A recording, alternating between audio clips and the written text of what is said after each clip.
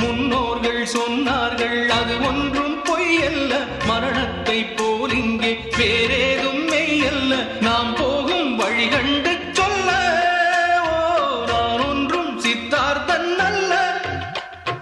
உடல் என்ன, உயிர் என்ன, உறவென்ன, உலகென்ன, விதி என்ன, விடை என்ன மனமே. ஓடும் நதியெல்லாம் கடலோடு, உடலெல்லாம் மண்ணோடு, உயிர் போகும் இடமெங்கே மனமே. இந்த வாழ்க்கை வாடிக்கை, இது வாழ வேடிக்கை.